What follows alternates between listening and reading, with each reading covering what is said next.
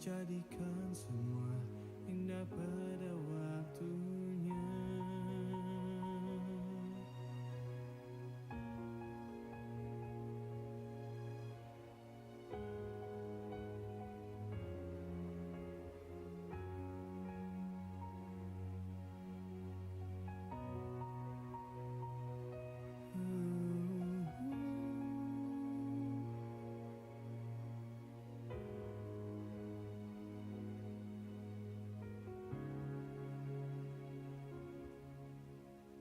Ada hal yang tersembunyi yang tak ku mengerti terjadi di hidupku. Yang ku pegang hanya janjimu. Ku percayakan hidupku, Tuhan kau Allahku. Ku tahu Allah bekerja meski ku tak melihat, mendatangkan kebaikan bagiku. Kan ku melihat sekarang perbuatanmu yang ajaib. Jadikan semua indah pada waktunya. Ku tahu Allah bekerja meski ku tak melihat, mendatangkan kebaikan bagiku. Kan ku melihat sekarang perbuatanmu yang ajaib. Jadikan semua indah pada waktunya.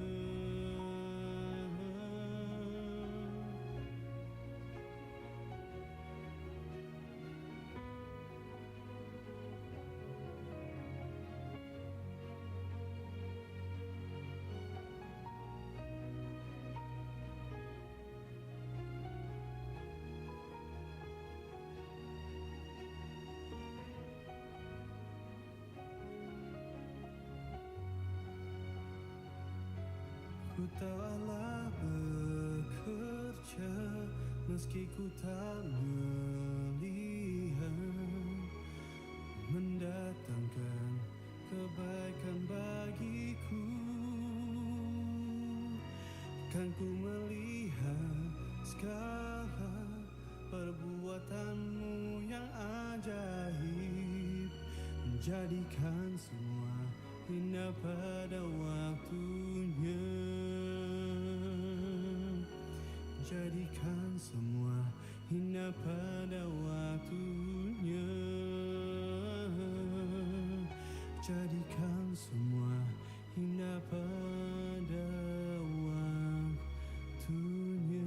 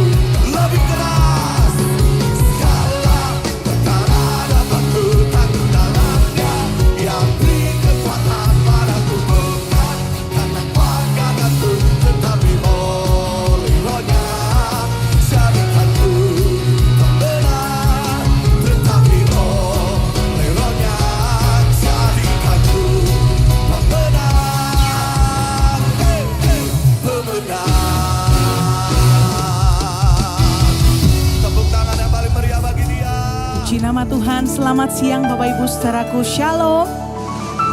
Berapa banyak kita merindukan Tuhan siang hari ini, lambaikan tangan kita tinggi-tinggi. Setiap kita percaya waktu kita datang dengan kerinduan akan Tuhan, kita akan berjumpa dengan Tuhan. Mari bersama-sama kita membuka hati kita dengan sungguh-sungguh kita beribadah, memuji dan menyembah Tuhan. Kita percaya sementara kita menyembah Tuhan hadir. Kita tundukkan kepala bersama Bapak Ibu saudaraku, bersatu hati kita akan berdoa. Terima kasih Tuhan untuk hari ini, hari yang baru. Kami boleh hadir kembali di tempat ini untuk beribadah bersama-sama, bersekutu dengan saudara-saudara seiman kami. Kami sangat bersyukur Tuhan, kerinduan kami menggunakan kesempatan yang baik ini untuk kami boleh memuji, menyembah Tuhan, mendekatkan diri kami kepada Tuhan. Dan kami percaya setiap kami, waktu kami menyembah Tuhan dengan sungguh-sungguh, kami boleh merasakan kehadiran-Mu. Dan kami percaya hadirat-Mu itulah yang mengubahkan, yang memberkati setiap kami. Terpujilah nama Tuhan di dalam nama Yesus. Yang siap menyembah Tuhan, merindukan Tuhan, sama-sama kita katakan amin. Buka hati kita bersama Bapak Ibu saudaraku.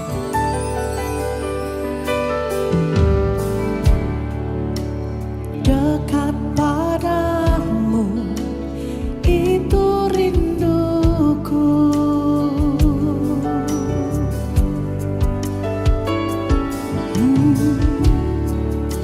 setiap kataku kau pun menunggu.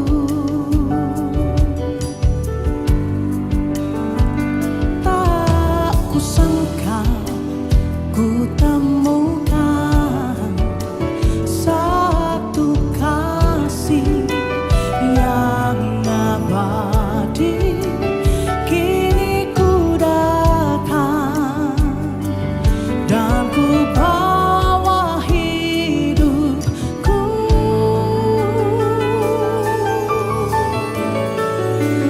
memandang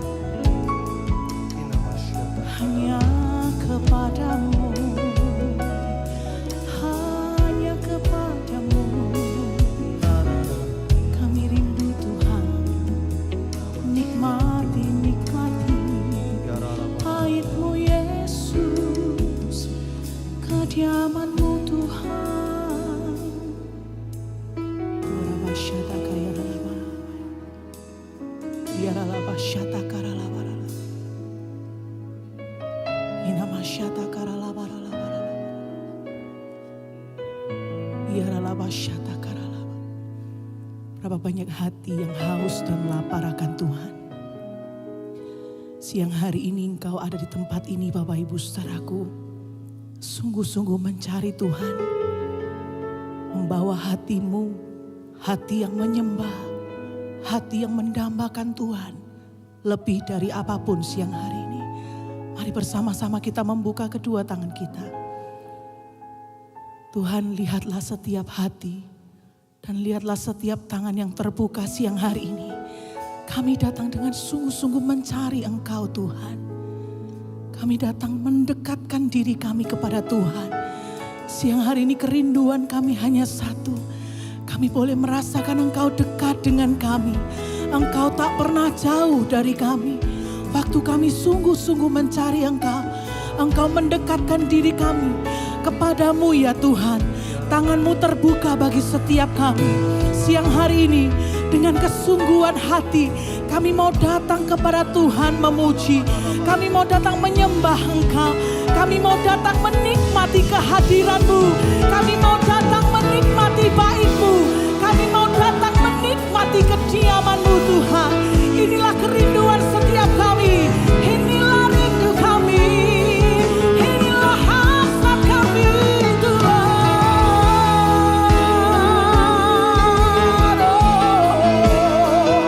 Engkaulah cambaaanku, hasrat hatiku Tuhan. Haleluya, haleluya. Kaulah rinduku, kaulah hasratku, hanya Kau Yesus.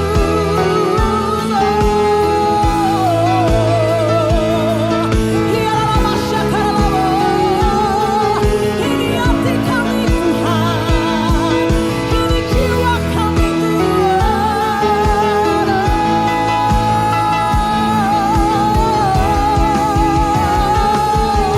Kami haus, kami lapar akan Engkau.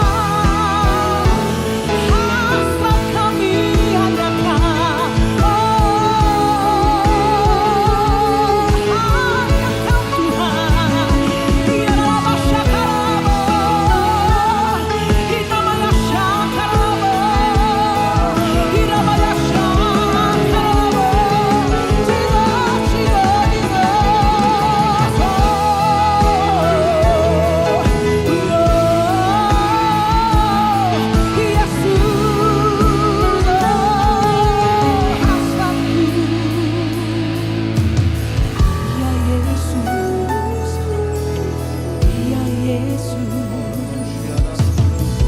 Ya Yesus, Kau hadir bagi kami. Ya Kau dekat, Kau melekat, hanya pribadi-Mu yang kami harap, yang kami nanti. Sungguh hanya Kau, sungguh hanya Kau.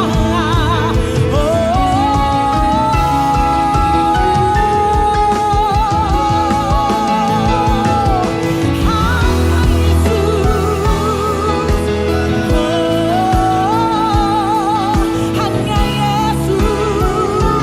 Hanya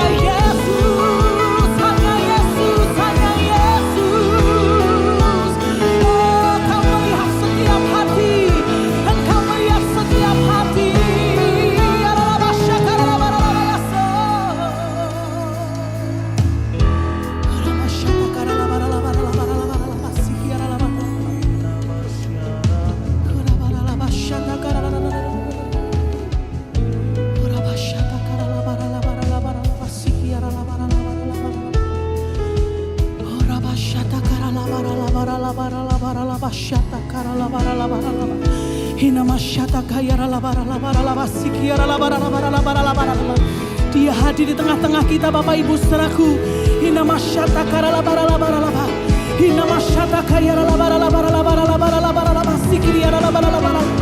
Pastikan setiap kita merasakan kehadiran Tuhan di tengah-tengah kita. Oh, tanpa dibatasi oleh apapun. pun rasakan kehadirannya di tengah-tengah kita, Bapak Ibu Saudaraku. Hina masyata kara laba laba sikri ala laba laba laba laba sikri ala laba laba syarabo. Hina masyara laba laba so.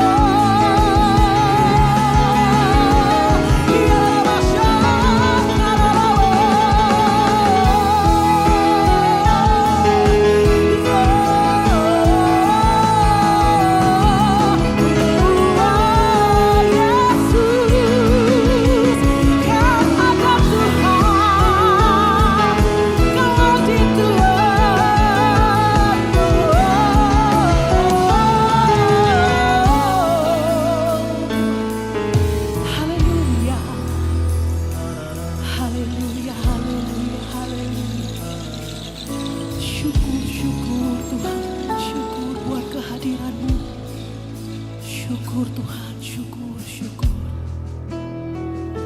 Syukur, syukur Tuhan, syukur. Haleluya, haleluya. Betapa hati kami bersyukur. Tuhan Engkau hadir. Tuhan Engkau nyata bagi setiap kami. Kemuliaan, kasih, kuasa dan urapan-Mu mengalir bagi setiap kami. Jamah kami lebih dan lebih lagi Tuhan. Kami buka hati kami lebih lagi bagi Engkau Tuhan. Terima kasih Tuhan.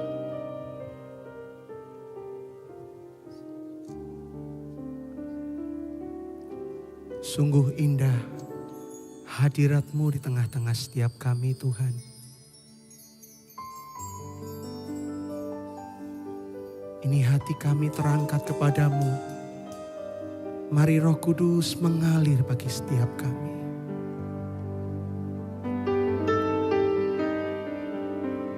Curahkanlah kuasa-Mu Tuhan. Mujizat terjadi di tempat ini. Curahkanlah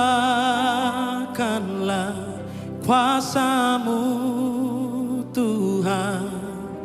Mujizat terjadi sekarang ini. Katakan curahkan. Curahkanlah.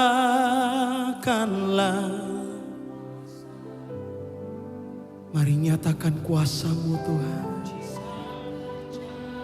Di tempat ini curahkanlah kuasa-Mu Tuhan. Mujizat terjadi sekarang ini. Mari sama-sama kita nyanyikan. Ku rasakan kasih-Mu Tuhan. Ku rasakan kuasa-Mu Tuhan. Ku rasakan kasih kuasa Roh Kudus. Ku rasakan kehadiran-Mu. Sekali lagi Bapak Ibu. Ku rasakan kasih-Mu Tuhan. Ku rasakan kuasa-Mu Tuhan. Ku rasakan kasih kuasa Roh Kudus. Ku rasakan kehadiran. Mari sama-sama kita angkat tangan kita Bapak Ibu. Curahkanlah kuasa-Mu Tuhan. Mujizat terjadi di tempat ini. Curahkanlah kuasa-Mu Tuhan. Mujizat terjadi sekarang ini. Curahkanlah kuasa-Mu Tuhan. Mujizat terjadi di tempat ini.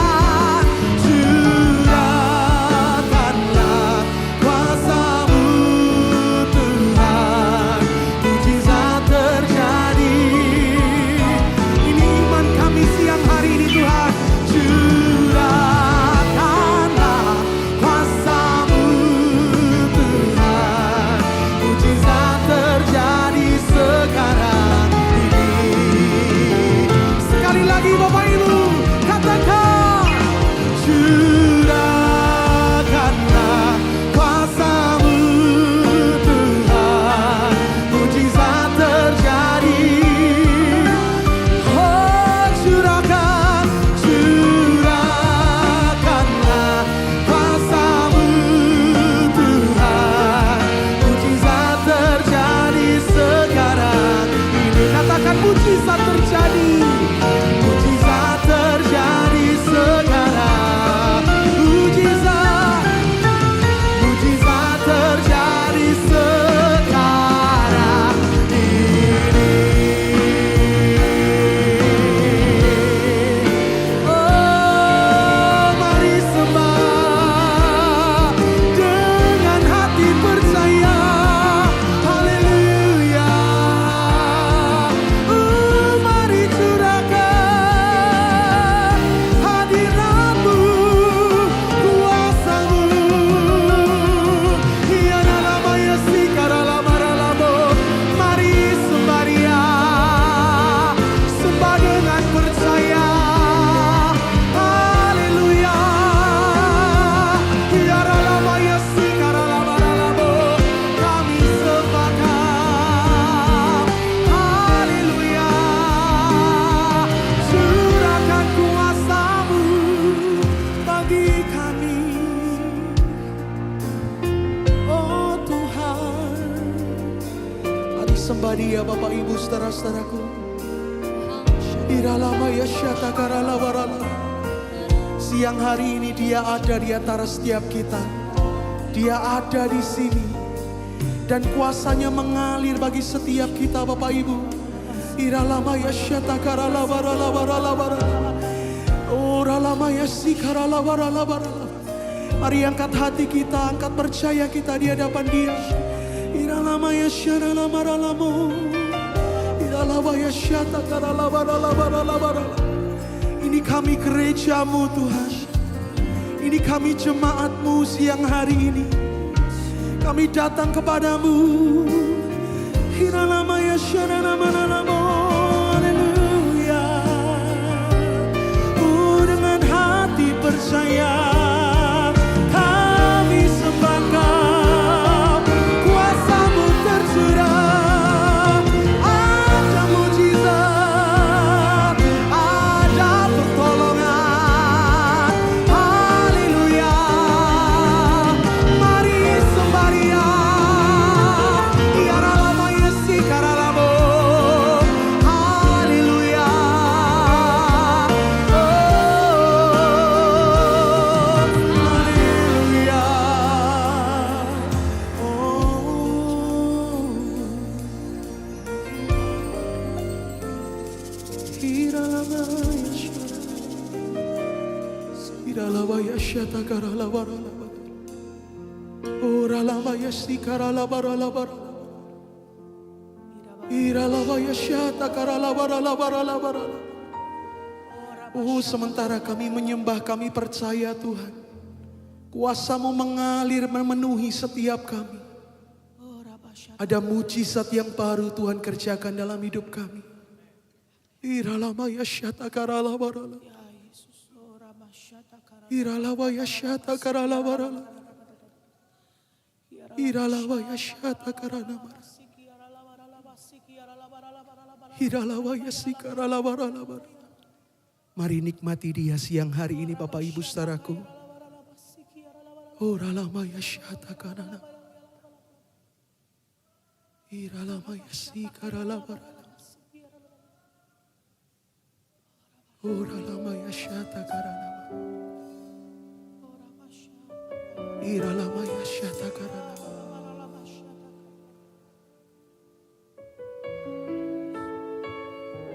Sekalipun hari ini kami belum melihat jawaban itu, tapi siang hari ini Tuhan, iman kami tetap sama, yaitu kami percaya Tuhan sanggup mengadakan mujizat dalam hidup kami, sanggup menyembuhkan sakit penyakit kami, sanggup memulihkan keluarga kami, sanggup memulihkan pekerjaan kami.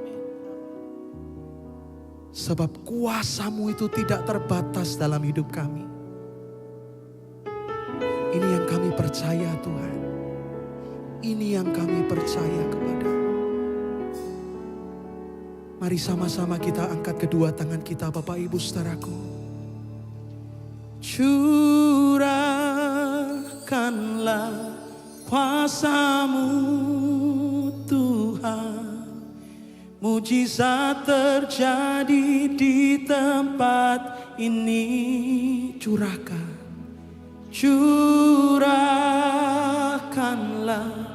kuasa-Mu Tuhan. Mujizat terjadi sekarang. Katakan curahkanlah. Curahkanlah. Tuhan, Engkau melihat iman kami siang hari ini. Ada mujizat yang Tuhan kerjakan dalam hidup kami. Curahkanlah kuasa-Mu Tuhan. Mujizat terjadi sekarang ini. Mari katakan curahkan. Curahkanlah kuasa-Mu Tuhan. Mujizat terjadi. Oh, curahkan. Curahkanlah kuasa-Mu Tuhan. Mujizat terjadi sekarang ini. Mujizat terjadi. Mujizat terjadi sekarang ini. Dengan iman Bapak Ibu katakan. Mujizat terjadi sekarang ini. Oh, kami percaya. Haleluya, haleluya. Siang hari ini kami sungguh percaya Tuhan bekerja bagi setiap kami. Ada mujizat yang baru kami terima dalam nama Tuhan Yesus. Setiap kita yang percaya, sama-sama kita katakan amin. Haleluya. Haleluya. Firman-Nya berkata, sungguh alangkah baiknya saat kita berkumpul dan hidup rukun bersama.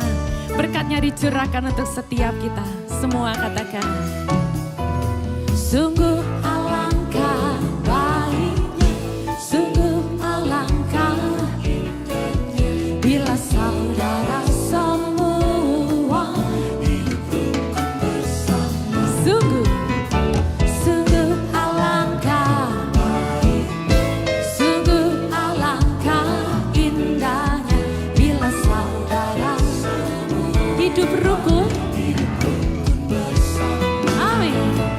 Seperti minyak di kepala hati yang terjangkut dan jubahnya turun, seperti embun di bukit Hermon mengalir ke bukit Sion. Sebab kesanalah Allah meminta agar berkat-berkat-Nya tercurah serta memberikan hidup selama-lamanya. Mari saling mengasihi satu dengan yang lain Bapak Ibu Saudaraku. Mari bersukacita lebih lagi. Kita katakan, sungguh alangkah baiknya, sungguh alangkah indahnya bila saudara hidup rukun. Sungguh, sungguh alangkah baiknya, sungguh alangkah indahnya bila saudara semua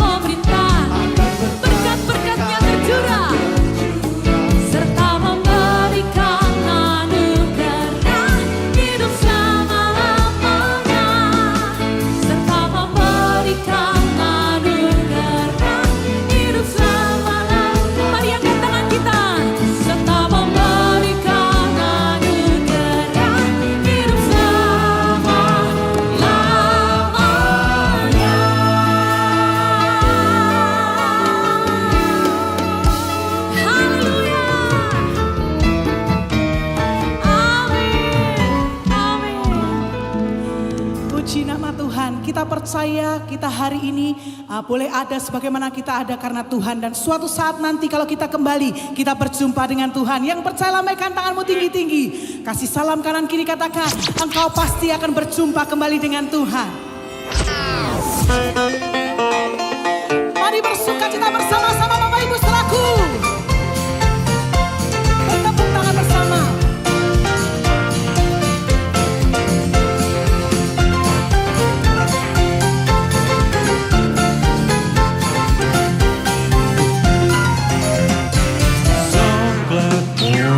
When this life is over, I'll fly away to that home on God's celestial shore.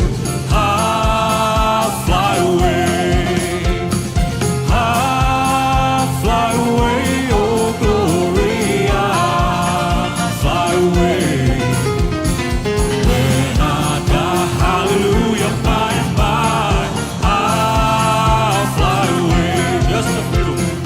Just a few more weary days and then I'll fly away to a land where joy shall never end. I'll fly away. I'll fly away, oh glory. I'll fly away.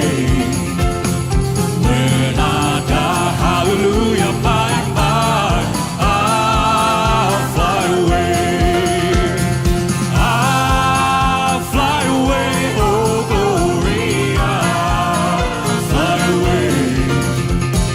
When I die, hallelujah, by and by, I'll fly away. Let's fly away. Tepuk tangan sama-sama Bapak Ibu saudaraku.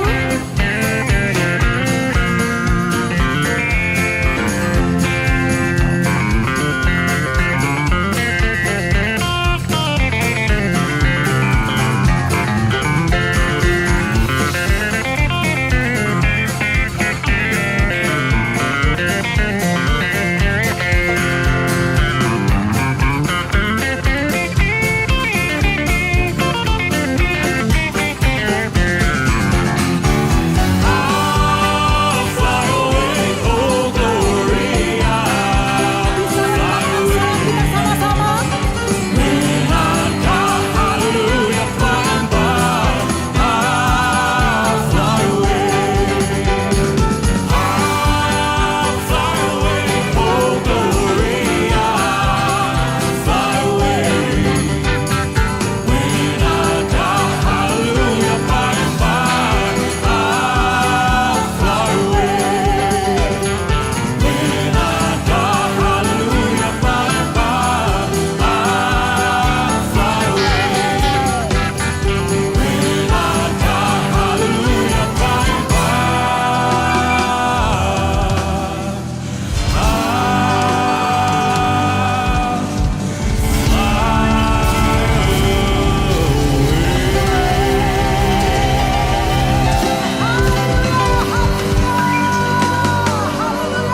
Oh, haleluya.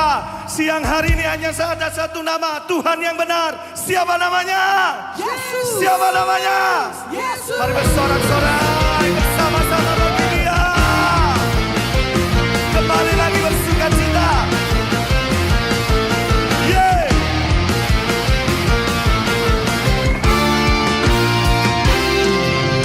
Mari semuanya berkata, Kau gunung batuku dan Kau kota bentengku, tak akan ku ragu. Kau menjamin hidupku, ya. Kau keselamatanku dan Kau yang membelaku, tak akan ku takut. Kuasamu di dalamku, semua. Walau badai menggempa di dalam hidupku ini, namun tanganmu Tuhan mengangkat tepi. Yo, Kau Tuhan yang benar, tak pernah tinggalkan. Kau urus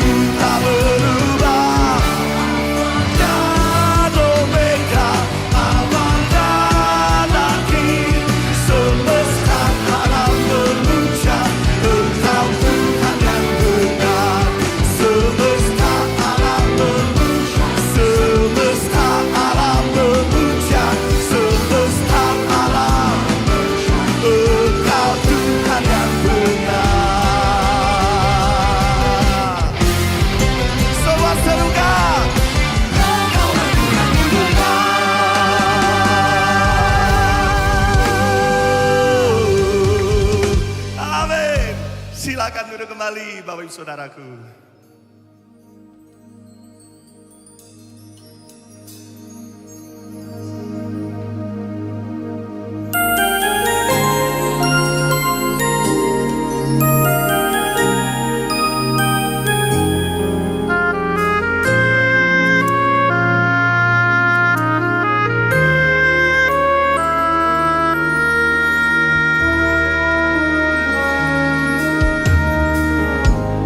Kekuatan di hidupku, ku dapatkan darimu, menopangku selalu di dalam kelemahanku. Ku memandang kepadamu, dalam hadiratmu ku bersujud. Nyatakanlah kuasamu ya Tuhanku. Mari sama-sama nyanyikan. Ku percaya kau bekerja mendatangkan kebaikan. Rancanganmu sempurna bagi kehidupanku. Ku bersyukur buat kasih-Mu.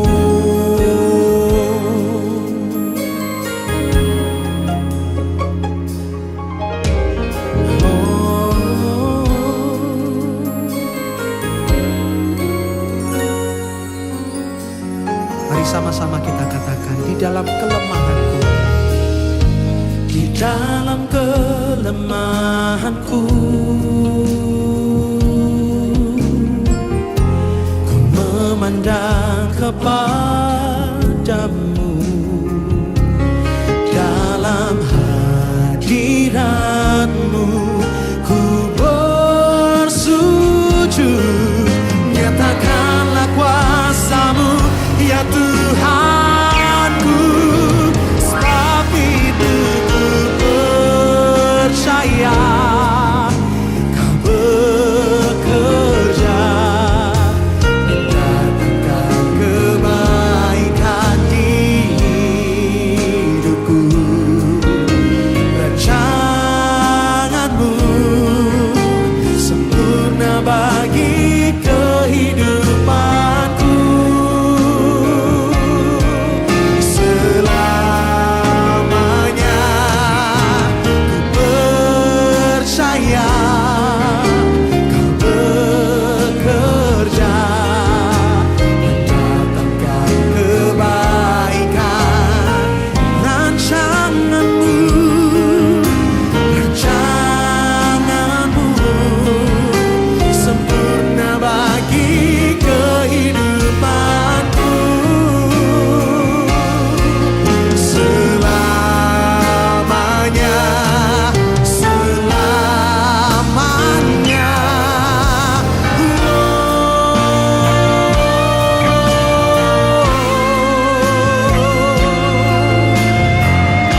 Sama-sama kita bangkit berdiri kembali Bapak Ibu Saudaraku. Sebab ini yang kami percayai Tuhan, bahwa rancangan-Mu dalam hidup kami adalah baik. Dan siang hari ini kami rindu nyatakan iman kami kepadamu. Hati kami percaya kepadamu. Mari angkat tangan kita bersama-sama katakan, hatiku takkan goyah, oh sebab kekuatan, kekuatan yang dari-Mu selamanya bersamaku. Oh, aku percaya Kau bekerja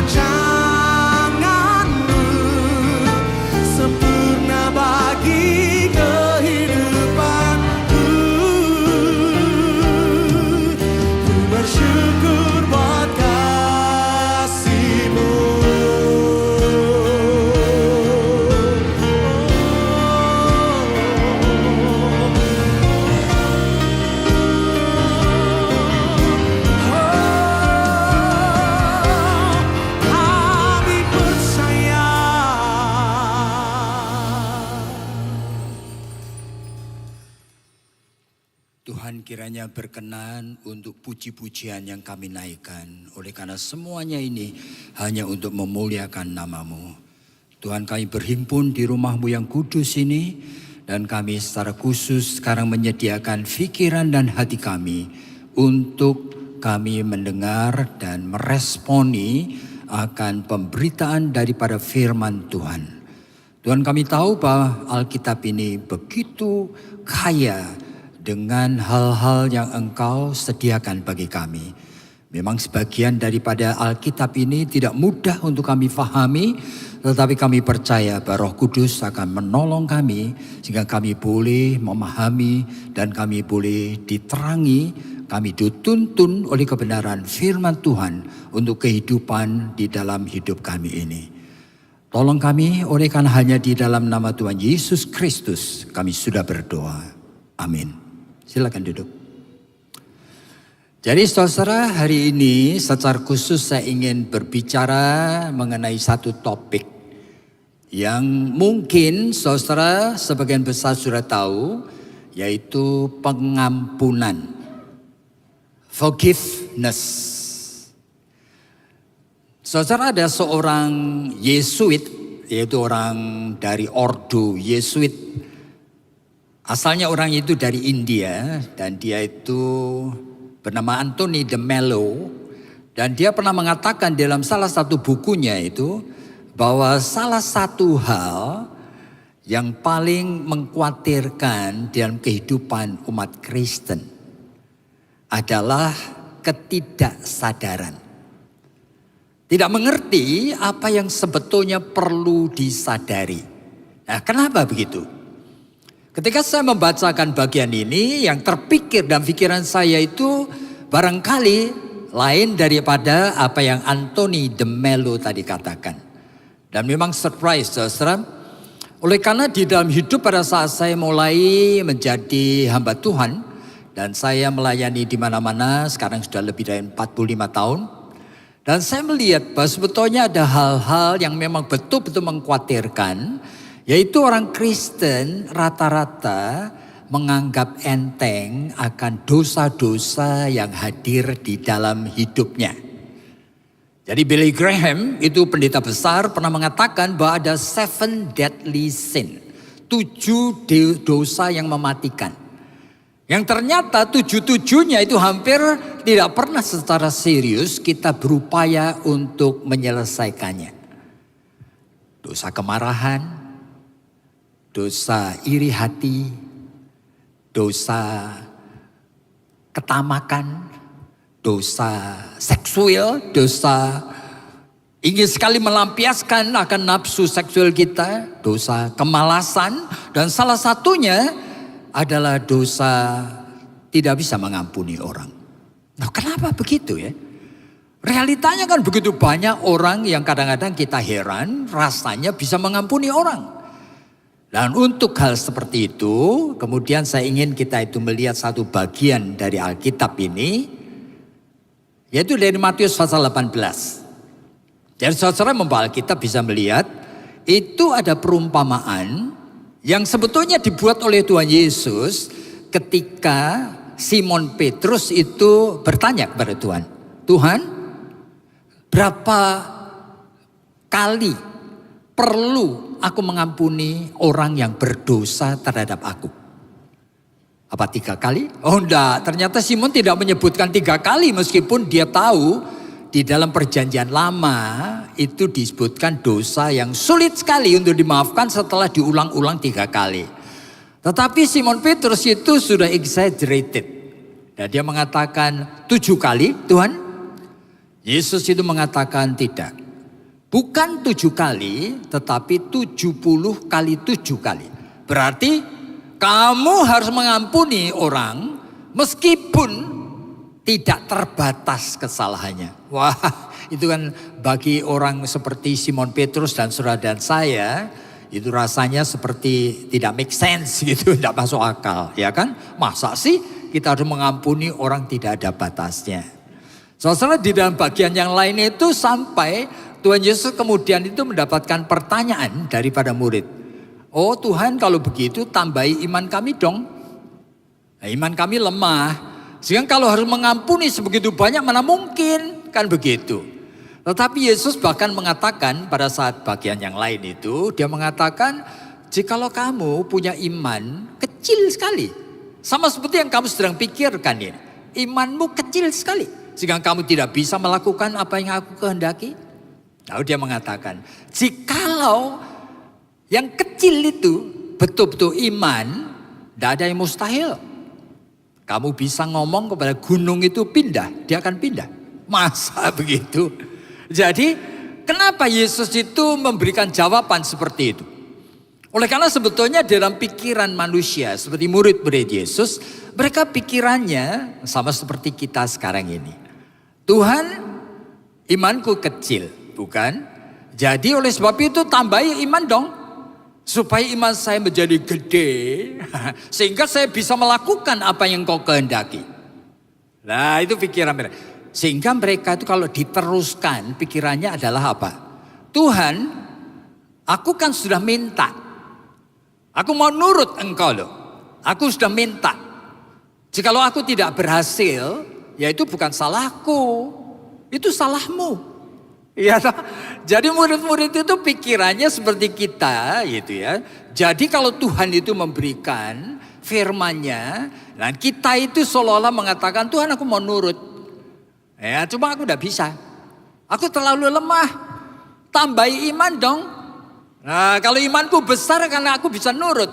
Tapi Yesus itu mengatakan, jikalau kamu pikir imanmu yang kecil itu betul-betul iman, tidak ada yang mustahil. Tuhan tahu bahwa perasaan dan pikiran kita itu berbeda-beda. Nah, saudara, sehingga menghadapi akan pertanyaan dari Petrus tadi. Yesus kemudian memberi perumpamaan dalam Matius pasal 18. Ada seorang raja membuat perhitungan kepada hamba-hambanya. Ternyata ada hamba yang kebangetan, saudara. Disebutkan, wow dia utangnya terlalu besar. Loh hamba kok utang? Utang berapa? 10.000 talenta. Padahal 1 talenta itu adalah 6.000 dinar. Nah 1 dinar adalah upah orang 1 hari. Berarti kalau orang ini harus kerja, berarti 60 juta hari. Mana ada bisa kemungkinan dia bayar. Mana ada hamba Tuhan kok utang gede seperti itu. Ada? Enggak? Ada? Enggak? Saudara kadang-kadang saya heran bukan? Oleh karena di zaman sekarang ini kadang-kadang saya melihat aja orang-orang yang ditangkap oleh Komisi Pemberantasan Korupsi, ya kan? Saya selalu melihat di TV, di koran, kaget sekali saya. Ada orang, padahal ini eselon 3, gajinya sehari-harinya sebetulnya berapa 1 bulannya? Orang ini dinamakan namanya Rafael Alun. Nah kebetulan dia sial saudara oleh karena anaknya laki-laki itu coba gagah-gagahan gitu ya. Jadi Mario Dandi itu menganiaya temannya sampai hampir mati saudara. David Ozora itu. Sehingga akhirnya terpaksa berurusan dengan pengadilan. Dan pengadilan ternyata nanya orang tuanya. Dan semuanya ketahuan akhirnya meremen baru ketahuan. Kalau bapaknya padahal kerja hanya di dalam keuangan itu eselon 3. Dia merugikan negara berapa? 63 triliun. Saudara bisa bayangkan? Jadi orang ini sampai begitu saudara. Dan saudara ada seorang bintang film juga ya kan. Yang barangkali saudara tahu namanya Sandra Dewi. Nah, dia suaminya kemudian ketangkap oleh karena apa? Oleh karena orang yang namanya Harvey Mois itu mengelola akan tambang timah, saudara berpuluh tahun, saudara. Dan ternyata sekarang diperkarakan dan disebutkan merugikan negara. Berapa besar? 300 triliun. Ya, saya tidak tahu. Saya dihukum berapa lama nanti?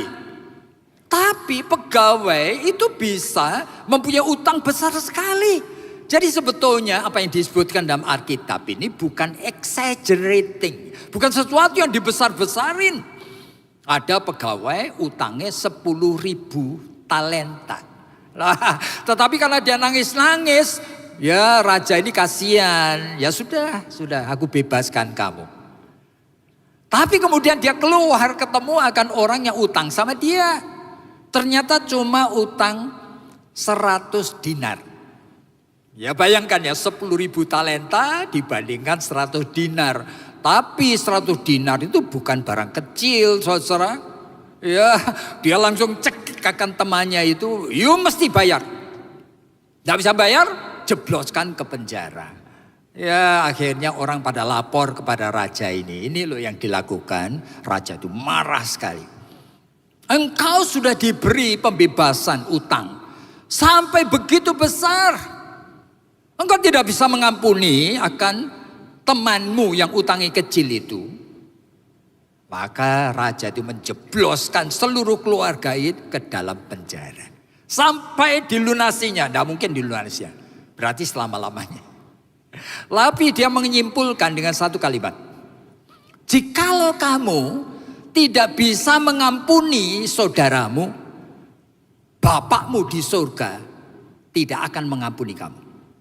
Nah, jadi kita pikir, saudara bisa mengampuni saudara apa enggak? Bisa mengampuni orang tuamu apa enggak? Bisa mengampuni istrimu apa enggak? Oh ternyata saudara soal pengampunan itu menyangkut masalah yang ada di dalam hati nurani manusia. Ya ternyata menyimpan itu ada banyak sekali hal yang kadang-kadang di luar dugaan saudara. Seorang istri tidak bisa mengampuni suaminya. Oleh karena apa? Suaminya stroke. Oleh karena stroke suami itu jadi beban. Jadi istri itu marah-marah terus. Dia tidak rela merawat akan laki-laki yang sakit ini. Membuat dirinya sial. Saya seumur hidup itu tidak akan bahagia. Berarti perempuan ini meskipun dia orang Kristen bisa mengampuni. Pengampunan itu suatu masalah yang kompleks sekali. Ya kan? Seorang suami tidak bisa mengampuni istri oleh karena istrinya sejak usianya tambah tua tidak cantik lagi. Sehingga dia itu merasa bosan ketemu istri. Setiap kali tidak ada apa-apa dimaki-maki. Itu sama dengan aku tidak mungkin mengampuni kamu karena kamu jelek. Bayangin saudara. Jadi pengampunan itu masalah kompleks sekali. Ada banyak orang tua tidak bisa mengampuni anaknya yang baru lahir. Oleh karena apa? Ternyata Down syndrome, cacat, Mongolisme. Berarti anak ini tidak punya masa depan. Anak ini barangkali belajar menyebut papa, mama aja setelah nanti 3-4 tahun saudara. Dia tidak bisa sekolah, tidak bisa apa-apa. Jadi orang tua itu marah sekali kepada apa? Kepada anak-anak ini. Saudara, anaknya tidak bersalah. Yang tidak bersalah pun aku tidak bisa mengampuni oleh karena apa? Manusia itu naturnya yang berdosa menyimpan benih tidak bisa mengampuni. Nah sekarang persoalannya ini menjadi kompleks sekali oleh karena apa? Saudara duduk di sebelah saudara. Ada banyak saudara duduknya teman sebelah saudara tidak kenal. Tapi tadi ketika aku duduk dia tidak senyum sama saya. Ketika dia duduk sebelah dia ternyata tidak menyapa saya. Aku tidak akan mengampuni dia. Dia utang sama aku. Sampai nanti keluar dari gereja ini aku tidak peduli siapa dia. Jadi soal pengampunan ini Rasul Paulus dalam Roma pasal 13 sampai mengatakan kamu itu harus saling mengasihi. Lalu kalimatnya apa selanjutnya? Jangan kamu punya utang piutang sama saudaramu seiman. Nah ini utang piutang ini masalah yang tanda petik ternyata terus ada di dalam jiwa kita. Ya saya ketemu seorang hamba Tuhan di mall di barangkali ya kan yang lagi mau makan siang. Ternyata dia tidak menyapa saya. Sejak itu saya tidak mau lagi ke gerejanya. Nah itu artinya apa? Saya tidak mengampuni dia. Oleh karena apa? Bagi saya dia hamba Tuhan yang tidak ramah. Hamba Tuhan yang jelek. Dia tidak kenal akan domba-dombanya. Ngapain saya ke gerejanya lagi? Dan saudara seperti itu. Jadi setiap aspek dalam hidup kita berkaitan dengan soal utang piutang. Bagaimana saudara itu? Mau mengampuni apa enggak? Lalu Yesus itu mengatakan, jikalau kamu tidak bisa mematikan dosa yang menyebabkan kamu tidak bisa mengasihi sesama manusia, aku tidak akan mengampuni kamu. Saudara di dalam dunia yang seperti ini, Kadang-kadang kita heran oleh karena kita justru ketemu orang-orang non-Kristen yang kadang-kadang baik sekali. Saudara, mungkin beberapa tahun yang lalu ya, ketika saya khotbah di sini saya cerita gitu ya. Ya, bahwa ada kira-kira mungkin 8 sampai 10 tahun yang lalu. Yaitu di South Island, itu New Zealand itu North and South. Ya, South Island itu ada kota yang namanya Christchurch. Ternyata ada 5 masjid di sana. Nah, orang-orang New Zealand ini ada beberapa yang anti sekali agama lain. Anti imigran, anti Muslim. Saudara-saudara, ini kan tidak baik. Dan kemudian seorang pemuda itu membeli senapan, saudara, namanya Breton Tarrant. Dia ngapain? Sengaja hari Jumat dia menunggu. Jadi begitu orang-orang pada sembayangan di masjid, tembakin semuanya. You tahu berapa banyak orang terluka? Ratusan. Dan 51 orang yang meninggal. Nah, di sana diceritakan ada seorang tua yang duduk di kursi roda. Istrinya baru aja meninggal, diangkut dengan ambulans. Nah, lalu ada wartawan yang nanyain kepada orang tua yang duduk di kursi roda itu, "How you feeling? Rasanya bagaimana perasaanmu?" Lalu orang tua ini sambil menangis mengatakan, "Dari tadi aku terus berdoa kepada Allah supaya mengampuni pemuda yang melakukan ini." Bayangin saudara, istrinya aja baru mati dan diangkat dengan ambulan. Ini orang Muslim bukan orang Kristen saudara. Dia langsung itu mengampuni. You bisa membayangkan. Dia memaafkan kesalahan. Lalu kita tanya kan, lalu bagaimana kita itu memahami yang seperti ini? Di dalam realita bahwa hidup kita, saudara dan saya aja orang Kristen, yang selalu mengklaim kita sudah menerima kasih Allah yang luar biasa. Dan kasih itu dalam bentuk pengorbanan dari anak mana Allah sendiri. Ya berarti kita itu mempunyai apa? Itu modal untuk bisa mengampuni siapa saja. Tapi realitanya. Tapi di samping itu saudara, kita sebagai orang-orang Kristen itu harus objektif, ya kan? Kita tahu bahwa di dunia ini banyak peristiwa-peristiwa yang ajaib. Misalnya aja, ini orang-orang Kristen tetapi meskipun Katolik, oke? Ya tidak beda, jauh dari kita. Seperti misalnya aja, almarhum yang pernah menjadi presiden dari South Africa, itu namanya Nelson Mandela. Nelson Mandela itu melawan akan apartheid. Apartheid itu adalah pemisahan antara orang kulit putih dan orang kulit hitam.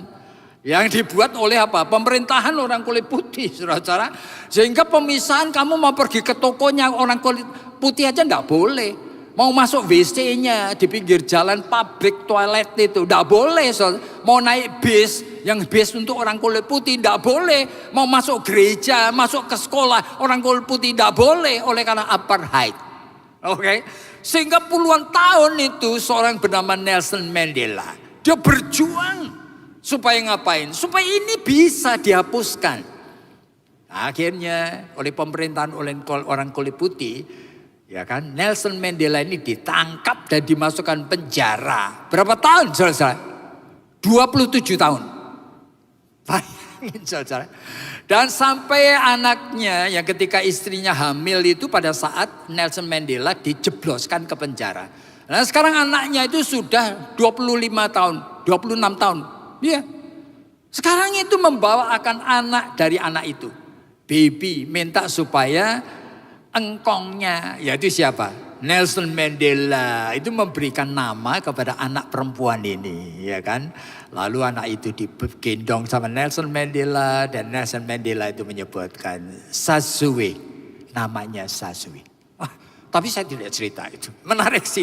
Tetapi persoalannya adalah Nelson Mandela setelah 27 tahun itu dikeluarkan, dibebaskan. Dan dia didukung oleh rakyat hampir semuanya termasuk orang kulit putih. Sehingga dia menang menjadi presiden, saudara. Lalu 27 tahun disengsarakan itu, sikapnya bagaimana? Dia mengambil keputusan memaafkan. Jadi orang yang bernama Presiden de Klerk, itu orang kulit putih. Dirangkul, dipeluk oleh dia. Oleh karena Nelson Mandela seorang negarawan. Dan dia itu jangan mengkaitkan masalah pribadi yang dialaminya dengan apa? Dengan nasib dari seluruh bangsa. Jadi dia rela itu mematikan keakuannya. Hebat sekali saudara. Dan saudara, presiden yang ke-8 dari South Korea. Ya, juga menerima hadiah Nobel perdamaian. Ya itu luar biasa. Oleh karena apa? Oleh karena tingkah lakunya yang sama. Orang itu namanya Kim Dae-jung. Nah, Kim Dae-jung ini 2 kali berupaya untuk menjadi presiden tidak berhasil. Tetapi yang ketiga kali ternyata hampir berhasil. Oleh karena lebih dari 60% South Korean sudah mendukung dia. Ya presiden yang ada saat itu. Park Chung-hee. Itu benci sekali sama dia. Ya, dia memakai mata-mata di mana saja dikuntit. Akhirnya Kim Dae-jung itu pada saat dia sedang rapat pertemuan dengan orang-orang penting dari Jepang, ya kan? Dia menginap di hotel di Tokyo, itu dikidnap, saudara. Lalu dibawa ke kapal, diikat tali pada balok kayu. Ya tujuannya mau apa? Mau dibawa ke tengah lautan bebas, dicemplungkan supaya mati. Ya, tapi ketahuan oleh penjaga daripada pantai tentara-tentara Jepang. Akhirnya selamat dia. Dan kemudian dia betul run. Ya, di dalam election itu dia menang. Dia menjadi presiden yang ke-8. Yang dilakukan pertama kali adalah apa? Memaafkan akan Park Chung-hee. Dan dia membuka tangannya untuk semua orang yang dulu begitu jahatnya sama dia. Ya, bahkan dia mengulurkan tangannya kepada presiden dari North Korea yang aneh itu. Oke, untuk bersahabat. Oleh sebab itu disebutkan dia mendapatkan hadiah Nobel perdamaian. Jadi kita melihat gejala-gejala seperti ini, bagaimana cara kita menafsirkannya? Nah, kita tahu di dalam 1 Korintus pasal yang ke-13, Rasul Paulus pernah mengatakan, kamu itu jangan heran jikalau melihat ada manusia di dunia ini tanpa Yesus Kristus tetap menjadi orang yang baik sekali. Lalu di dalam 1 Korintus pasal 13 dia mengatakan apa? Ada orang begitu baiknya sampai rela mati dibakar bagi orang lain. Ada orang yang begitu baiknya sampai memberikan semua harta bendanya untuk orang lain. Sampai jadi kere. Luar biasa kan? Tapi Paulus mengingatkan, hati-hati. Kebaikan natural yang memang bisa dilatih dan dipelajari. Meskipun sangat mengagumkan. Di mata Allah yang hidup. Itu hanya bunyi gema dari gong yang berkumandang. Gitu ya, dari canang yang gemerincingan. Oleh karena apa? Kebaikan seperti itu tidak mempunyai nilai kekekalan di surga. Yang dinilai oleh Allah hanya kebaikan buah roh. Manusia tidak bisa memiliki kebaikan tanpa cacat. Makanya disebutkan di dalam Yakobus pasal yang kedua kalimat seperti ini. Ya kan? Jikalau seorang itu menuruti semua hukum Taurat, tapi melanggar satu, sama dengan melanggar semuanya. Iya. Sehingga Yesus pun mengingatkan di dalam Lukas pasal 14, dia mengatakan kalimat seperti ini. Jikalau kamu tidak membenci ibumu, jikalau kamu tidak membenci anakmu, kamu tidak bisa menjadi muridku. Masa sih? Masa Yesus mengajarkan ajaran seperti itu? Saya membaca berulang kali, saya mencoba untuk melihat terjemahan aslinya, jangan-jangan keliru. Enggak. Di dalam bagian yang lain, Yesus juga selalu mengajarkan, engkau kasihlah musuhmu, doakan orang yang mengutuki kamu. Sekarang ada ayat kok ngomong kayak gini. Jikalau kamu tidak membenci ibumu, kamu tidak bisa jadi muridku. Jadi cara membaca Alkitab, kita mesti hati-hati. Oleh karena Alkitab hanya bisa dimengerti sometimes, jikalau kita melihat bagian-bagian yang lain dari Alkitab. Jadi Yesus ngomong itu tujuannya apa? Kamu kadang-kadang berpikir kamu mencintai mamahmu dengan cinta yang tulus. Cinta yang mulia. Baik. Tapi kamu mesti mengerti. cintamu sesempurna-sempurna mungkin, tetap tidak mungkin bisa membebaskan mamamu dari dosa. Jadi cinta yang kamu miliki dipelajari dari lahir, menjadi mulia sekali, seluruh dunia itu kagum. Kamu harus tahu loh, tidak bisa membebaskan mamamu dari dosa. Kenapa kamu keep memelihara cinta seperti itu? Maka Yesus mengatakan, bencilah cinta seperti itu, buanglah cinta seperti itu, supaya kamu mempunyai hati terbuka untuk cinta yang aku sediakan bagimu. Nah, cinta Allah di dalam Kristus Yesus, jikalau kamu terima, kamu akhirnya bisa mencintai mamamu dengan cinta yang bisa membebaskan dia dari dosa. Nah, itulah pengertiannya. Sehingga pada saat kita itu memahami mengenai tingkah laku yang kadang-kadang mengagumkan dari orang-orang di luar Kristus, jangan sudah terpesona. Oleh karena Tuhan sudah mengingatkan, pada saat saudara itu menjadi orang Kristen, itu artinya Tuhan memberikan kasih karunia, kelahiran baru, supaya saudara-saudara itu menjadi tempat kehadiran dari Kristus sendiri. Oleh sebab itu di dalam 1 Korintus pasal yang ke-6 kan disebutkan, tubuhmu rumah Roh Kudus. Roh Kudus berdiam di dalam tubuhmu. Nah, itu seharusnya kita itu menyadari. Nah, oleh sebab itu pada saat kita menghadapi akan orang-orang yang mengherankan dan mengagumkan itu, saudara jangan terpesona berdasarkan perasaan dan pikiranmu sendiri. Lihat Alkitab. Nah, sekarang bagaimana dengan Kim Dae-jung? Dia kan orang Kristen. Bagaimana dengan Nelson Mandela? Iya. Nah, lalu persoalannya, kalau sampai mereka itu bisa memberikan maaf kepada musuh-musuhnya. Lalu pertanyaannya, apa maaf yang mereka lakukan? Itu maaf yang immediate. Immediate itu apa? Segera. Begitu saya jadi presiden, saya begitu memaafkan. Betul? Tidak? Wah, saudara hati-hati di sini. Oleh karena jikalau Tuhan mengatakan, jikalau kamu tidak bisa mengampuni orang lain, Allah tidak bisa mengampuni kamu, itu perintah. Jangan saudara pikir, saudara bisa melakukan segera. Namanya immediate response. Berarti immediate forgiving. Ya, mungkin, tidak mungkin. Kalau dilakukan immediate, segera, justru berbahaya. Ya, saya mempunyai beberapa klien.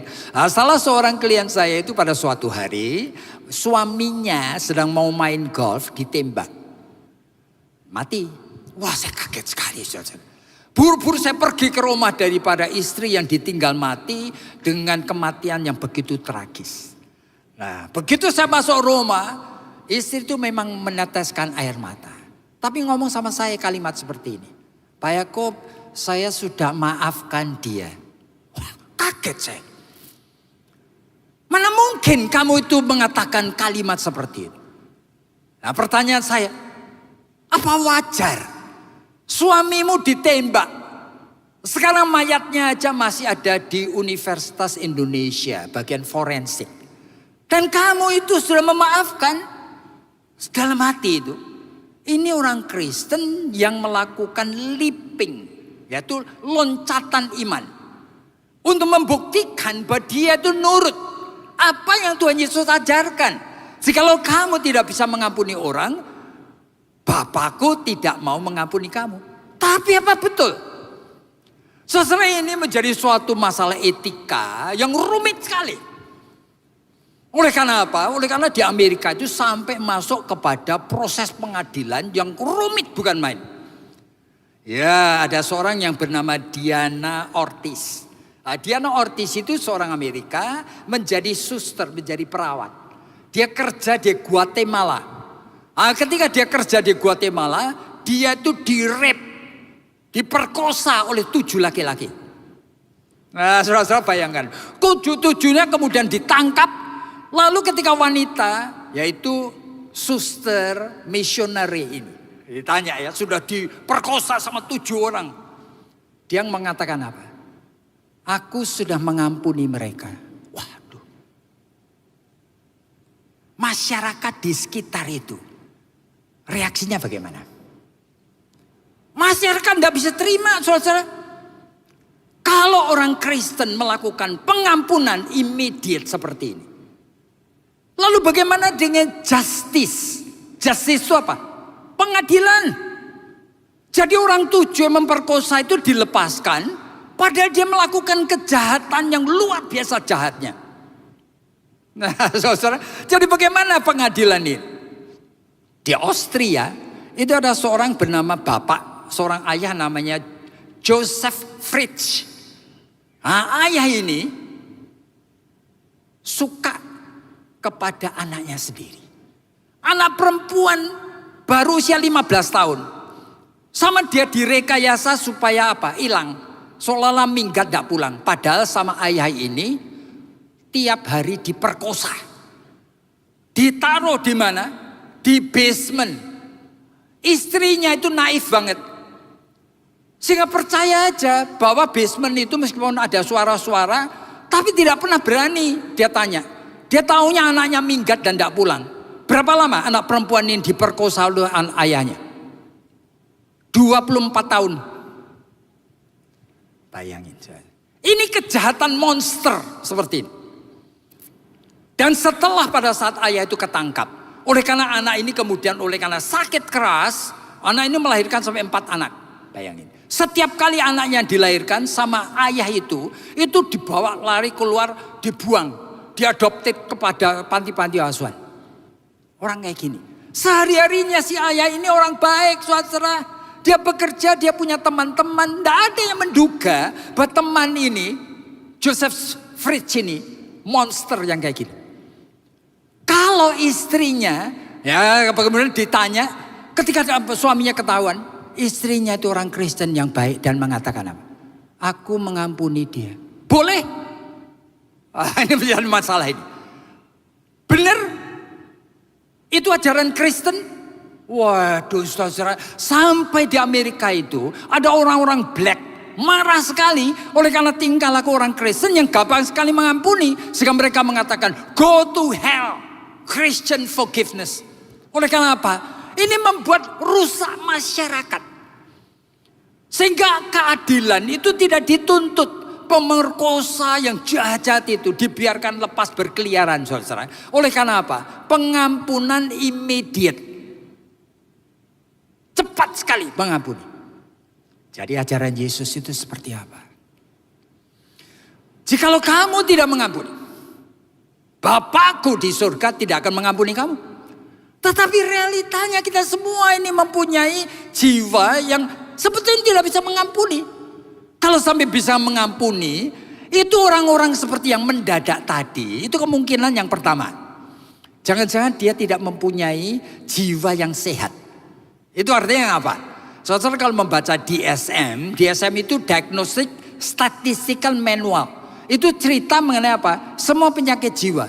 Kira-kira 20% manusia di dunia ini orang-orang psikopatik. Psikopatik itu adalah orang-orang yang memang punya penyakit jiwa, tidak punya perasaan berterima kasih, ada ikatan-ikatan batin kepada orang, dia memakai pikirannya sendiri, dia mau kalau mau ya apa yang dia mau ya dia melanggar hukum aja. Kira-kira 28%. Jadi kalau sampai ada seorang wanita, suaminya dibunuh, dia dengan cepat dia memaafkan, lalu muncul pikiran, jangan-jangan dia tidak punya perasaan. Jangan-jangan hubungan sama suaminya itu jelek. Justru jangan-jangan dalam hatinya itu senang suaminya itu mati. Hati-hati saja. Atau ada orang-orang yang seperti itu. Sebetulnya itu adalah orang-orang cowardice. Itu artinya apa? Orang-orang pengecut. Yang gak mau repot. Kalau aku harus melaporkan, kemudian memakai lawyer, keluarkan duit begitu banyak. Nanti tiap minggu, barangkali tiap bulan aku hadir di dalam pengadilan. Wah capek, berapa tahun. Sudah keluarkan banyak uang, toh suamiku juga tetap mati. Nah, orang yang pikirannya kayak gitu, saudara. Nah, sehingga pada saat kita menghadapi realita pengampunan, saudara jangan menjadi orang-orang yang sekedar berdasarkan subjective feeling and thinking. Pikiranku, perasaanku, enggak boleh. Saudara harus bisa menjadi objektif. Lalu bagaimana kita? Ya, oleh karena menghadapi realita bahwa di dalam jiwa setiap orang berdosa. Sebetulnya manusia tidak bisa mengampuni orang. Dan itulah sebabnya di dalam Matius pasal 18, Yesus memberikan suatu contoh. Dan contoh itu sebetulnya memberikan kepada manusia itu untuk tahu. Kamu mau mencoba mengampuni orang atau tidak mengampuni, kamu mesti waspada. Oleh karena apa? Oleh karena realitanya natur di dalam dosa manusia tidak bisa mengampuni. Lalu kita menghadapi ini bagaimana? Saudara, saya memikirkan akan masalah ini tuh berbulan-bulan. Kemudian saya mulai melihat sebetulnya contohnya dalam Alkitab itu bagaimana? Oh, yang saya bisa ambil adalah apa yang dilakukan hamba-hamba Tuhan dalam soal seperti ini. Ya, saya mengambil Rasul Paulus. Rasul Paulus rasul yang besar. Latar belakangnya Paulus adalah orang Farisi. Orang Farisi adalah orang yang memang hidupnya sejak dia remaja. Pada saat dia menjadi bar mitzvah, itu usia 12 tahun. Dia sudah terlatih pagi siang malam hidup hanya untuk Taurat. Taurat itu bukan hanya 10 hukum Allah. Oleh karena 10 hukum Allah sudah menjadi aplikasi menjadi 613 hukum. Orang ahli Taurat ini kehidupannya pagi siang malam hanya nurutin itu aja. Sehingga saudara kalau 613 hukum ini itu menyangkut setiap aspek. Hari Sabat mau jalan aja orang Farisi itu menghitung langkahnya. Jangan sampai aku berdosa terhadap Tuhan nanti. Bahkan makan, minum pun dia harus tahu bagaimana itu pegang akan cangkir atau gelasnya.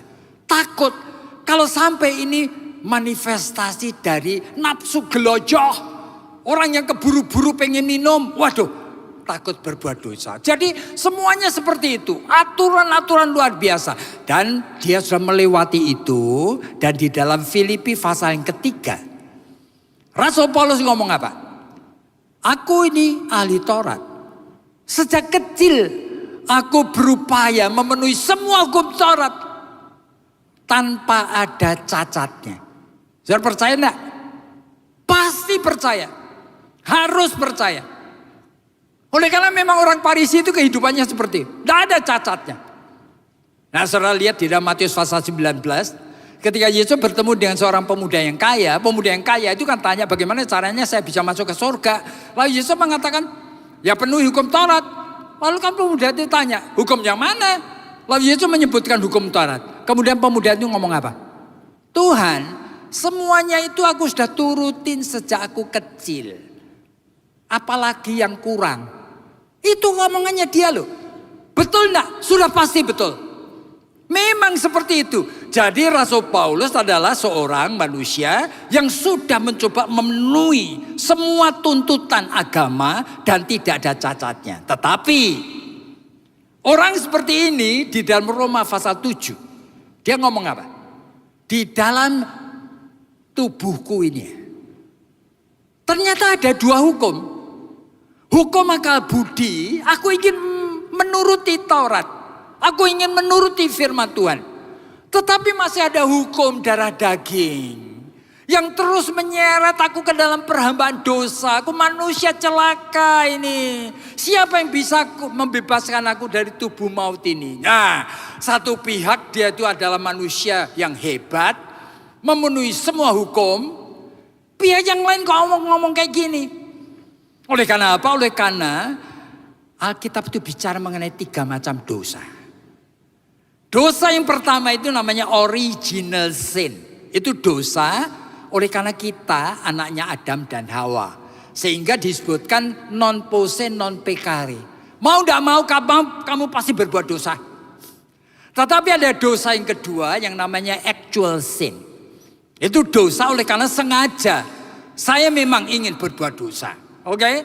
Tapi masih ada dosa satu lagi. Yang disebutkan sebagai inevitable sin. Apa itu? Jadi inevitable sin ini semua hukum Taurat itu miss. Oleh karena tidak bisa dianalisa. Nah, seorang anak yang lahir dibesarkan dalam keluarga. Misalnya keluarga orang tuanya yang tidak mencintai anak ini. Meskipun bayi ini baru berusia 2 bulan. Kan belum tahu apa-apa. Tapi dia bangun ngompol pada jam 2 pagi. Mamanya itu merasa terganggu dan marah sekali. Besok mau kerja. Anakku bangun jam 2 pagi. Terpaksa dia ganti popok, kasih air susu. Sehingga ganti popoknya kasar. Kasih air susunya kasar. Suaranya tidak enak, wajahnya cembetut. Nah, saudara, ini hal yang sederhana. Meskipun anak ini tidak dijotosin, saudara, tapi sikap dari ibu yang terulang-ulang seperti itu mulai menghadirkan dalam jiwa anak yang baru 2 bulan ini suatu pola kerja dari jiwa yang nanti akan menjadi apa? Aku tidak suka manusia. Aneh ya? Ini menjadi psikopat, menjadi apa? Antisocial. Oleh karena apa? Manusia pertama yang hadir dalam hidupku yaitu mamaku. Setiap kali hadir aku takut. Setiap kali hadir aku itu ingin gelisah, bahkan ingin menjerit, ingin menangis. Oleh karena apa? Manusia ini tidak aku sukai. Tidak membuat aku berbahagia. Nah, ini yang namanya dosa inevitable sin. Meskipun dia tidak mau, sudah hadir rasa curiga. Sudah hadir tidak suka kepada orang yang tidak bisa memberi kebahagiaan kepada dia. Yang sudah ada perasaan anger, marah. Yang sudah menghadirkan jiwa yang tidak pernah bisa tenang. Selalu gelisah, selalu merasa tidak aman. Lah Paulus, saya tidak tahu latar belakangnya. Tetapi saya melihat di dalam Alkitab. Di dalam Kisah Rasul-Rasul pasal 13, 14, 15. Kemudian di dalam Galatia pasal 2. Saya kaget saudara. Oleh karena Paulus itu bertengkar. Untuk alasan yang sederhana sekali. Seolah-olah Paulus itu mau mengatakan kalimat seperti ini. Aku tidak mengerti.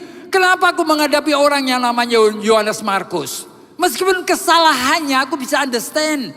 Ya, Yohanes Markus diajak oleh Paulus dan Barnabas untuk mengabarkan Injil. Di tengah jalan dia pulang. Paulus tidak bisa memaafkan loh. Sehingga mau diajak lagi oleh Barnabas, Paulus marah sekali. Jadi Paulus ini tidak mengerti kenapa dia itu tidak bisa memaafkan orang yang bernama Yohanes Markus. Kenapa dia sulit sekali untuk ngomong, bahkan ngomong dengan empati, dengan suatu perasaan yang bisa baik gitu kepada Barnabas. Padahal Barnabas itu orang yang penuh roh, orang yang lemah lembut, orang yang paling sabar pada zamannya. Tapi Paulus tidak tahan. Menghadapi akan Petrus dalam Galatia pasal 2. Petrus itu munafik, saudara. Oleh karena apa? Dia sedang makan bersama dengan orang-orang yang tidak bersunat. Tiba-tiba rombongan Paulus masuk, Petrus itu lari. Di hadapan banyak orang, Paulus maki-maki Petrus. Ia ada di dalam Galatia pasal 2. Nah, mungkin Paulus menghadapi akan natur dosa yang namanya inevitable sin. Dan dia tidak mampu untuk mengatasinya. Dia bahkan tidak mampu menjelaskan cara mengatasinya kepada jemaat di Galatia. Saudara. Dia hanya tahu aja. Itu ada di dalam jiwanya. Nah, oleh sebab itu pelan-pelan saya mempelajari 13 surat Paulus. Mulai dari kitab Roma sampai pada kitab yang terakhir. Saya mulai menemukan polanya Paulus. Cara dia mengatasi akan dosa yang dia tidak mungkin bisa atasi itu bagaimana? Makanya di dalam Roma pasal 8 ayat yang ketiga dia mengatakan, aku bersyukur oleh karena hanya Yesus Kristus yang bisa menyelesaikannya. Lalu apa itu? Ya, Paulus mengatakan di dalam Roma pasal 8 ayat 3, segala sesuatu yang aku upayakan tidak pernah bisa berhasil, sudah dilakukan Allah di dalam Kristus untuk aku. Nah, itulah kunci, itulah membuat saya kemudian mulai mengerti. Oh, rupanya Paulus mendapatkan cara mengatasi dosa yang inevitable, yang dia tidak bisa atasi ini. Saudara, kalau melihat ya, di dalam suratnya kepada Korintus, Paulus itu merasakan dirinya paling jelek dari semua rasul. Dibandingkan semua rasul, aku paling berdosa. Tetapi kemudian tahun 58, Ketika dia menulis kepada jemaat Efesus, dia mengatakan dibandingkan semua orang Kristen, aku paling berdosa. Tapi kemudian tahun 64, ketika dia mau dieksekusi mati, di dalam 1 Timotius, dia mengatakan kalimat dibandingkan semua manusia di dunia, aku paling berdosa. Apa dia bohong? Apa dia exaggerating? Membesar-besar? No. Kesadaran, ketidakberdayaan, mengatasi natur dosa yang ada di dalam hidup saudara dan saya ini. Dia itu hopeless. Aku tidak mengerti lagi bagaimana caranya. Tapi di dalam surat-suratnya, kemudian saya mulai menemukan. Dalam 1 Korintus pasal yang ke-9, dia mengatakan aku melatih tubuhku. Begitu rupa, jangan sampai aku memberitakan Injil, aku sendiri terbuang. Tetapi kemudian kalau ayat itu saya kan lalu berpikir, berarti Paulus itu latihan disiplin. Latihan melatih diri, pikiran, perasaan, semuanya. Nah kalau seperti itu, dengan human effort itu artinya dengan usaha manusia. Ya Paulus jatuh kepada ikatan dari Taurat lagi. Ya berarti apa yang dia upayakan hanya menambah tambahan dari 613 hukum tadi. Dia jatuh lagi. Tapi ayat itu ternyata tidak sendiri. Saya gabungkan dengan ayat satu lagi dan satu lagi. Nah, saudara perhatikan. Kalau mau melihat Alkitab caranya itu harus begitu. Di dalam 1 Korintus pasal 9 dia ngomong begitu. Lalu di dalam 1 Timotius pasal 4. Ya, Paulus menyebutkan kalimat seperti ini. Latihan badani dengan tekad kita tidak banyak gunanya. Tetapi godliness, ibadat, latihan spiritual, itu akan menghadapkan kita masuk di dalam pengalaman rohani. Loh, jadi saya ulangi ya. 1 Timotius pasal 4, Paulus mengatakan latihan badani. Dengan tekad, dengan effort kita, percuma, tidak banyak gunanya. Tetapi latihan rohani, yaitu godliness. Kita itu mendekatkan diri kepada Tuhan. Di dalam ibadat kepada Tuhan, itu akan membawa kita masuk dalam pengalaman rohani yang punya nilai abadi. Jadi apa itu maksudnya? Jadi Paulus itu melakukan latihan daripada tubuh ini, tetapi secara spiritual. Saudara-saudara datang ke gereja, ini hanya tingkah laku agama. Nah saudara ini hanya melakukan Taurat di dalam perjanjian lama. Saudara-saudara pada saat berdoa, saudara hanya berdoa sebagai orang beragama. Itu artinya saudara cuma nurutin Taurat. Saudara menyanyi tadi sebagai orang beragama. Ya saudara cuma nurutin Taurat. Tetapi Paulus sadar. Aku harus melatih tubuhku ini untuk ibadat. Sehingga pada saat aku doa, aku membuat akan jiwaku bercakap-cakap dengan Allah sendiri. Nah, oleh karena aku membuat jiwaku bercakap dengan Allah, aku melatih akan tubuhku sedemikian rupa untuk pengalaman ibadat dengan Yesus Kristus. Lain sekali saudara, aku menyanyi. Kalau aku hanya menyanyi saja, saudara cuma beragama. Saudara sedang menuruti Taurat. Tapi jikalau saudara mulai menginginkan supaya Roh Kudus menolong saudara menyanyi lagu yang saudara nyanyikan tadi sebagai nyanyian baru, karya Roh Kudus melalui jiwamu yang menyebabkan saudara dan Tuhan itu mengalami suatu kesatuan. Pada saat saudara mendengarkan firman Tuhan seperti ini, saudara mau belajar dengan otak saudara, saudara itu sama dengan cuma memenuhi Taurat. Tapi jika saudara melatih akan tubuh saudara, supaya saudara tahu bahwa Yesaya pasal 57, Allah bersemayam di tempat maha tinggi. Tapi dia rela hadir di dalam jiwa yang broken, yang hancur, di dalam jiwa yang patah. Dan pada saat saudara mendengarkan firman di dalam jiwa yang hancur dan patah, melatih tubuh seperti ini, saudara akan mengalami kehadiran Kristus di dalam jiwamu. Nah, itulah yang Paulus alami. Jikalau Paulus mengatakan hanya Kristus yang bisa menyelamatkan aku. Dan dia mengatasikan dosa yang tidak bisa mengampuni ini. Dia itu memakai suatu latihan rohani. Dan saya harap saudara mengerti. Ini sesuatu yang tidak mungkin disediakan bagi orang yang belum lahir baru. Tapi jika saudara adalah orang-orang yang menjadi milik dari Kristus Yesus. Seharusnya saudara mengerti. Bahwa saudara tidak dipanggil hanya untuk beragama. Tapi dipanggil untuk punya pengalaman dengan kemenangan Kristus. Yang sudah mati di atas kayu salib. Sehingga tidak ada dosa yang tidak terampun. Nah, jikalau pengalaman dengan Kristus itu menjadi pengalaman yang real dalam hidup saudara. Saudara pasti bisa mengampuni sesama. Bukan dengan kekuatan sendiri. Bukan dengan tekad saudara sendiri. Tapi Kristus yang memungkinkan saudara yang tidak mungkin. Kristus yang menghadirkan possibility di tengah impossibility. Hidup ini adalah kemenangan orang percaya.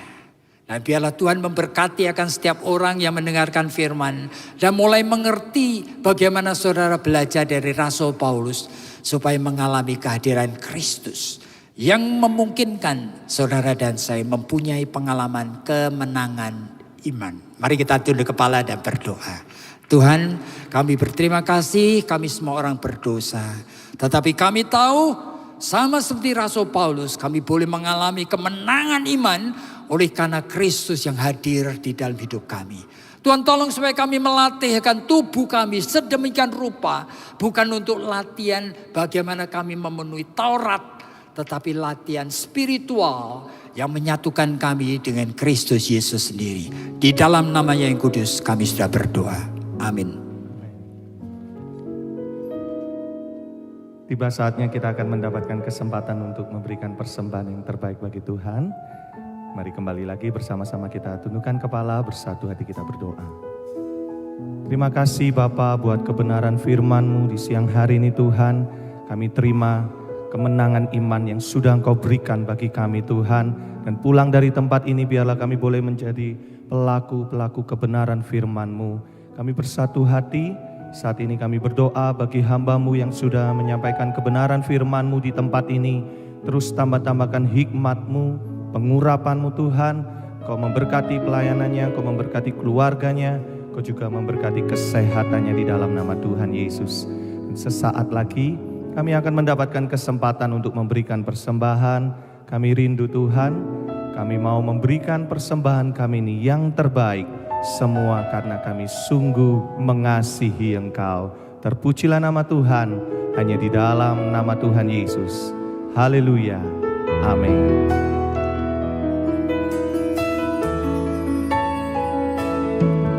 Terima kasih Tuhan untuk kasih setia-Mu yang ku alami dalam hidupku.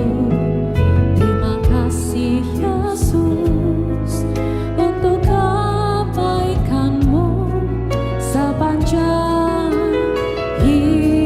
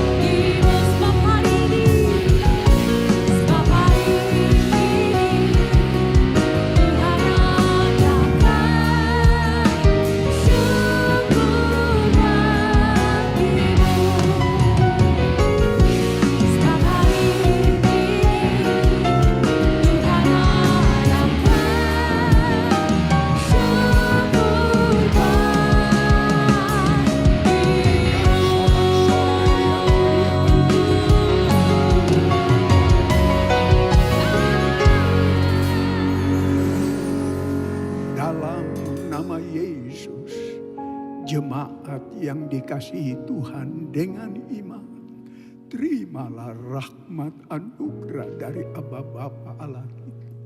Kasihnya dalam Yesus, kekuatan kuasanya dalam rohnya yang kudus turun melimpah atas kita semua. Untuk menaungi, membimbing, menyertai dan memberkati sepanjang hari ini. Maranatha, Yesus datang bahkan sampai selama-lamanya. Dalam nama Yesus, semua yang percaya sama-sama kita berkata amin. Selamat sore, Tuhan Yesus sertai dan berkati saudara semua.